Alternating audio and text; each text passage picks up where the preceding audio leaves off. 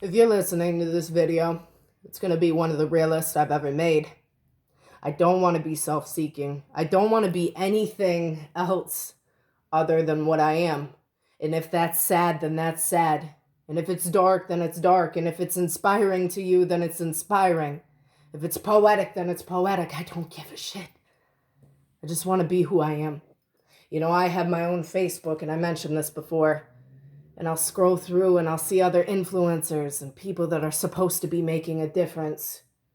But they're not, because they're not real. And I'm not trying to say that to come off as if I'm more real than somebody else. But I've truly learned that my mission in my life and in my career and everything that I do is just to be as real as I possibly can be with the other human beings on this earth that are sharing this life experience with me. My life is not glitz and glamour. A lot of the times it's breakdowns and, wanting to run away. And I struggle with my mental health more than I let people know. And I decided after my page reached 400,000 followers and I felt more alone because of it, that the only thing that I can do and that I can offer is to help other people know that they're not alone if they're anything like me. So this is called The Outside of Me. Blonde, bold, black clothes. That's what they see, the outside of me.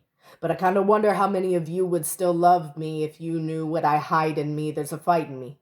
Every day it's nudging itself closer to the surface, and I'm being pushed to the edge. This is the place where all of my dreams are coming true, but it's also the place where I cannot get out of bed. I'm in my head so much that I cannot absorb reality for what it actually is.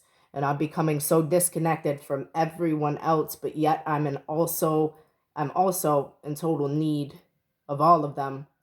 And what a mindfuck that actually is. I'm so afraid to be alone, and I mean that. I'm literally terrified.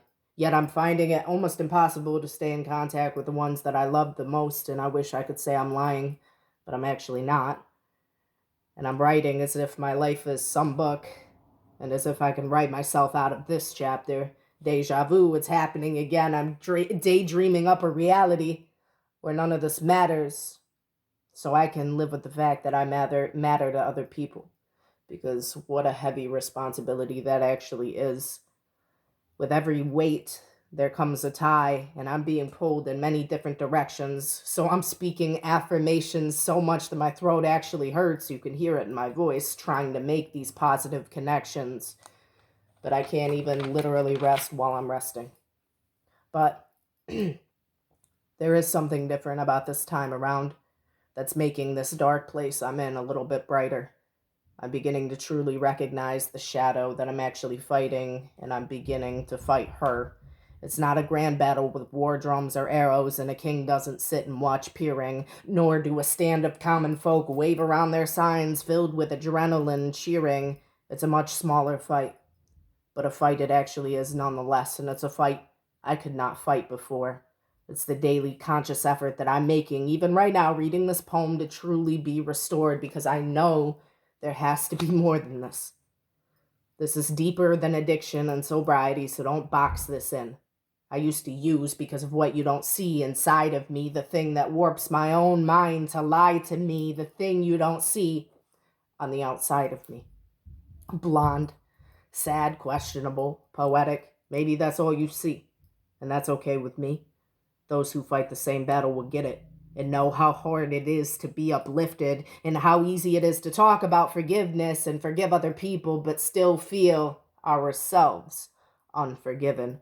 Maybe you understand, but maybe you don't then again. And maybe this poem will not write me into a new chapter, but maybe it'll show someone who is where I am that they're not alone, and that it is possible to fight this. I will not cover this up or hide this, because what you see right now is really actually me on the inside of me and outside of this. See, about 1 million people commit suicide a year, and millions use daily to escape their lives. Why? Because they truly feel alone, not because they actually want to die. They just want a different life, one they want to be present in. Come here, baby girl.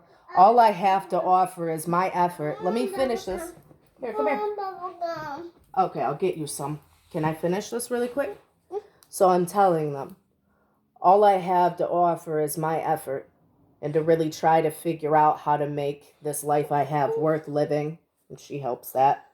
That way I can share it with all of you, because that's now truly my mission, is to make other people feel not alone.